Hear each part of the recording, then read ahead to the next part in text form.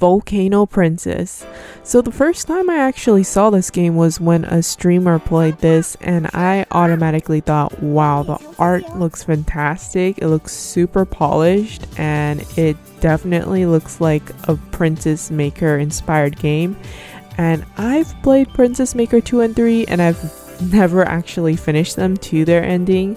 They were kind of just like those mildly interesting games that I thought I would love, and it is pretty fun as I'm playing it, but it wasn't really that interesting enough to keep my attention on the game, right?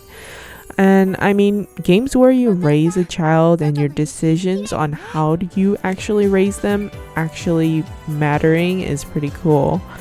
But yeah, either way, as I said, I never finished them, and I actually got the second game downloaded again now, so I might replay that and do a review on that.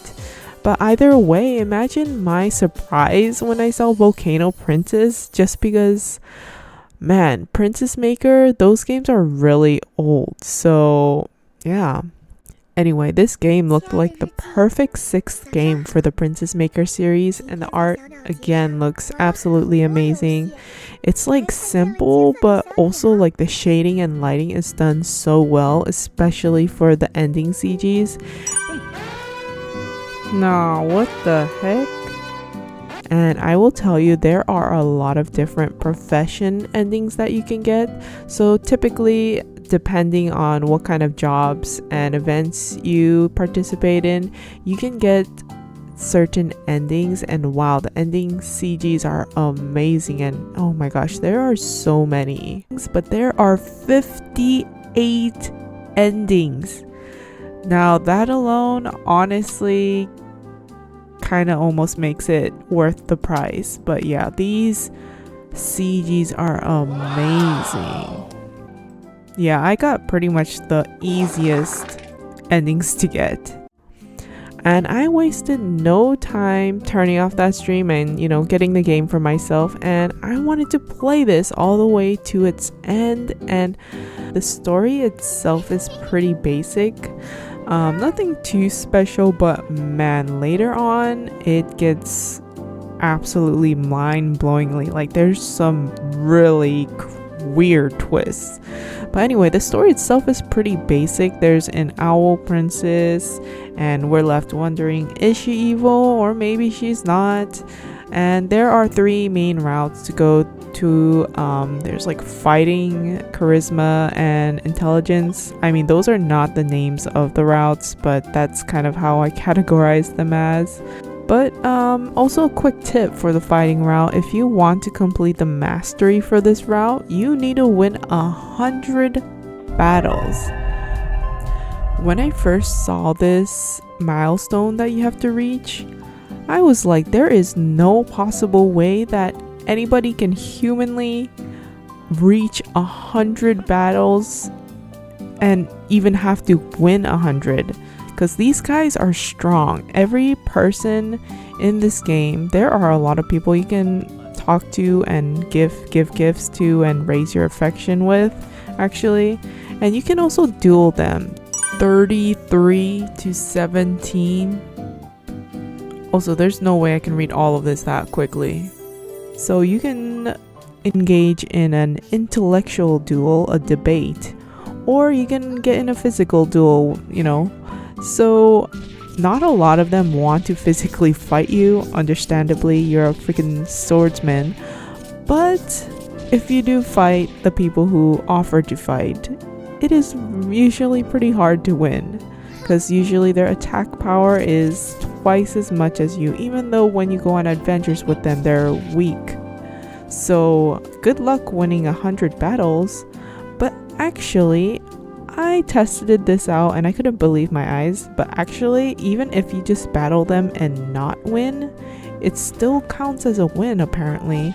So yeah, just fight people 100 battles if you want to reach the mastery and get a better ending than I did. I got some absolutely doo-doo endings, but either way, I definitely did not come even close to beating this achievement. Either way, you can play the adventure world, as a swordsman, beat all the stages, You have to go to the swordsman's route to get the true ending, you know, the fighting route. The battles are pretty shallow. I have to say, I kind of had my own setup with my characters. You know, I chose these two guys. I forgot their name, but I chose those two guys and I kind of had my own setup. So I used like the same attack combo. And the petrification ability is definitely one of the most useful to prevent the enemy from attacking, because dang, some of these enemies want to literally one-shot you.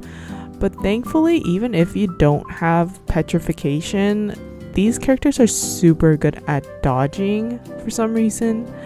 My character had like a dodge scarf on, but it was like a really lame one.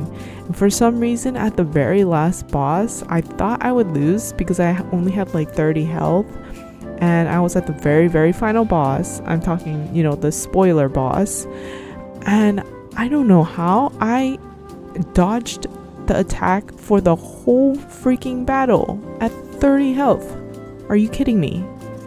So I dodged it like 10 times or something and I was able to beat the boss, but I was in complete disbelief because I was thinking of restarting and abandoning the run. But yeah, that happened for some reason. So yeah, you can definitely just kind of memorize the best, you know, attack combo that works for you. Now there are a lot of abrupt story moments. Like there are like story points where, you know, it kind of leads up into something happening, but it never happens.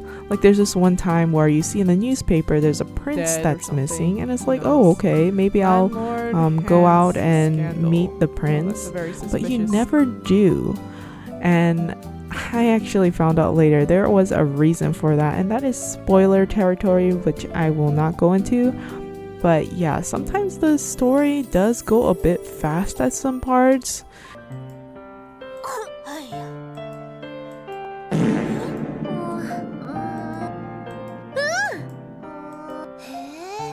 And there is this really abrupt time skip after something really weird goes on, which makes you think that, oh, everybody died.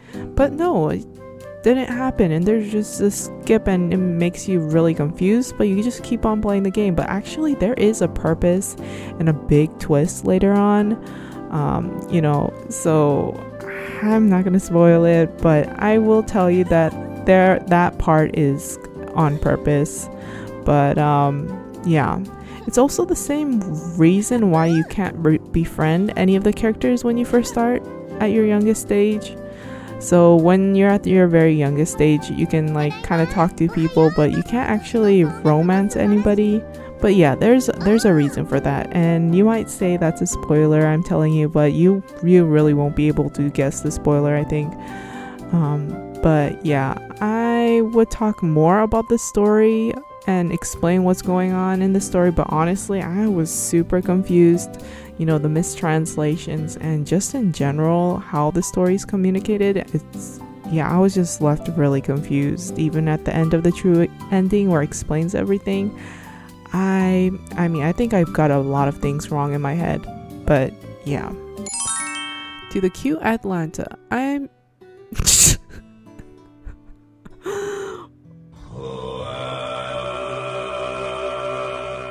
oh, I think this is on purpose. I was like thinking, oh my gosh, why is the translation so freaking bad? But I think this is on purpose.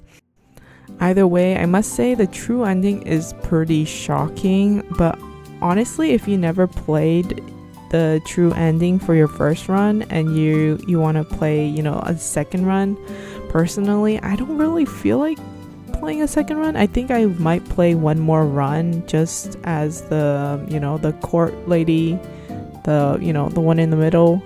But yeah, I would not really replay this game or really buy it unless it's at like a discount. I think I had really high expectations for this game, but it kind of just fell through. But yeah, at least I really enjoyed all of the art, because there's so much art in here, and there's like these small CGs here and there when you have these character events with, you know, each romanceable character, which is pretty nice. And you got an illustration for each of your 3 states of growth. And there are outfits you can buy. I never ended up buying any outfits just because they were like way too expensive. I mean, at the end of the game, I probably could have bought one, but at that time, I was kind of feeling fatigued on this game. So yeah, I didn't even try that. But yeah, I do love that there's actually a drawn character sprite for almost everyone, even the blacksmith that sells you all the swords and stuff. And apparently you can raise his affection, and I was really confused on why this is possible, but what the dog doing? Apparently you don't actually romance him, you end up with that guy's son. So I was like, phew. So I actually personally romanced Hackett because he is super easy to romance. I didn't even do it on purpose. It just rises so high and so fast, and he has a really low like kind of barrier to all of his heart events. So I just thought, why not just go with him, right? But partway I wanted to romance this other dude. Okay, well, trauma dumping out of nowhere. Oh damn, there's really blood. Wait a minute. Nah, this guy definitely made that up on the spot. But their affection actually ended up being the same amount at the end. I was like, okay, well, Hackett is still on the top of my friend list, so I guess I'll just get his ending either way. But my character actually ended up with both of them. Now, I got the endings for these three guys because they were all the high enough to get their endings, but you can get... Oh, hell yeah. So yeah, polygamous relationships are apparently a thing. I think there's also an ending where you can end up with like even more people, like up to 5 people all at the same time, which is absolutely crazy. But yeah, there is also a bunch of small mini games here and there, and none of them are really particularly fun. I mean, there's this one card game which is kind of interesting, but I didn't really know how to actually play it, so I had to actually look that up. But yeah, the music is nothing noteworthy, which is kind of disappointing. I looked at this game and I thought it would have a pretty good soundtrack, but so I think they actually took all their songs from Dova Syndrome, which is, from what I'm aware of, is where people who make visual novels actually take some free domain songs from here. And then it looks like maybe they have a couple of custom songs they commissioned, but yeah, just kind of interesting. I never heard any song and thought, oh wow, this is really good.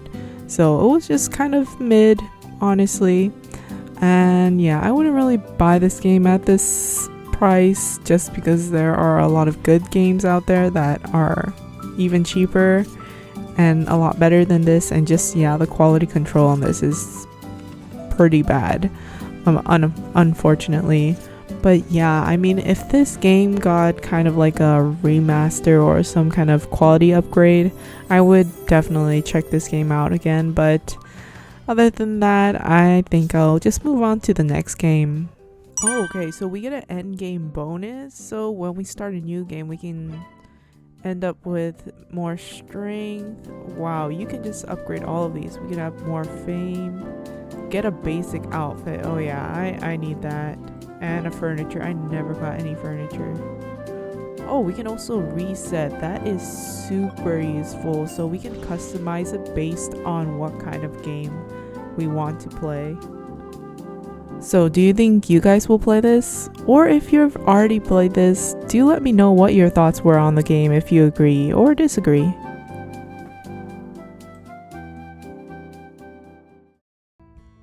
What's this? Horse milk? Wait, we can get milk from horses? But this is male. I am so confused.